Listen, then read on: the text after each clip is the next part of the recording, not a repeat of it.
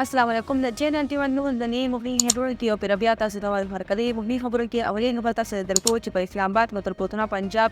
او د دې علاوه پورا ملک کې نن د زلزلې جھٹکې محسوس کړی شوي دي او د دې علاوه د زلزلې چې کوم پیمانه مرکز مطابق دا ځانګړی شوي چې دا زلزله پورا 15.9 ریکارډ کړی شوې ده او د دې علاوه د دې ګنجایي د ځمکې چې کوم نه د دې ګنجایي وه هغه 10 کیلومتره وه. د دې علاوه دا زلزلې چې باندې دا په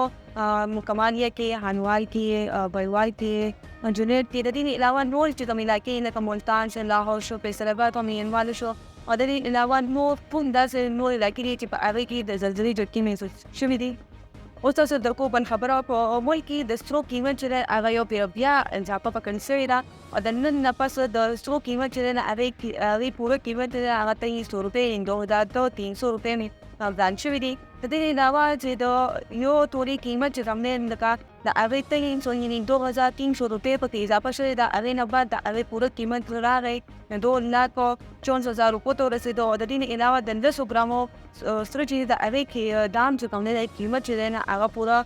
1,972 روپۍ یعنې اضافه پکې شوې ده او د هغې نه پس د هغې قیمت چې دی هغه 2,26,337 روپۍ پکې اضافه شوې ده یعنې د هغې قیمت دومره زیات شوی. د دې علاوه بل هم تاسو ته درکو چې اسلام آباد حکومت مطابق د بجلی د نن نه پس د بجلی په قیمت کې اضافه راغلی ده. په هغې کې پوره 1.74 روپۍ یونٹ اضافه پکې راغلی ده او دا چې دا اضافه پوره د ستمبر، اکتوبر، نومبر یعنې د چې ستمبر نه والا ستمبر، اکتوبر، نومبر، دسمبر پورې به چلیږي. اوس تاسو درکو بل خبرو په چارسدہ کې غریب آباد علاقه کې یو مدرسه ده چې نوم یې جامعه عاشیه لبنیات چې په هغې کې یو افسانه واقعه مخې ته راغلې ده. هلته چې کومه شاذ بینک او طالب العلم د هغې باندې خپل استاد یې دومره تشدد کړی دی، دومره زیاتې ورسره کړی دی چې د هغې پکې د پوزه ماته شوې ده او هسپتال ته یې وړې ده. د دې نه علاوه د هغې نن څو ورځې مخکې د دې په هسپتال کې د پوزې اپریشن شوی چې په هغې په وجه د تشدد په وجه د هغې پوزې حالت ډېر زیات خراب شوی دی. د دې علاوه پولیس چې کوم د هغې والد صاحب د پولیس کې اف آی آر هم درج کړی دی، کاروایي هم شروع کړه او والد صاحب خو دا هم ویلي دي که د دې نه پس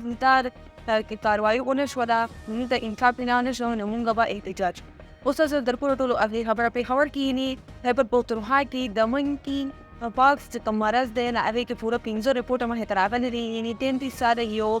ځوان چې یو مریض دی هغه د ملک نه په 1 ستمبر باندې د بهر ملک نه راغلی دی چې د لوړ هیټ سره تعلق لري چې د هغه راغلی په ایرپورټ باندې او هلته چې هغې د تفتیش وکړو نو هغې ته څه مرض پیدا ونه شو یعنې سکینینګ یې وکړو نو صفت ملا ونه شول مرض پکې څه ملا شو چې هغه کله ور دې ته لاړو خپل کلي ته لاړو او یې ورته بیا هلته ټسټونه وکړل هغې کې د هغې مرض یعنې منکی پاکس چې کوم دی د هغه مرض پکې معلوم شو. د هغې نه پس ډاکټران ورته ویلي دي چې ته خپل خاندان سره تعلق یعنې ملنه جوړنه یعنې چې میناوي هغه به ورسره نه کوي. نور چې کوم مریضان دي نه هغوی خو معلوم به چې هغې چې څومره انټرسټ شوی ده په هغې کې 66,000 خلک چې دي هغه سکین کړل شوي دي چې هغې کې پوره 18 کسان چې دي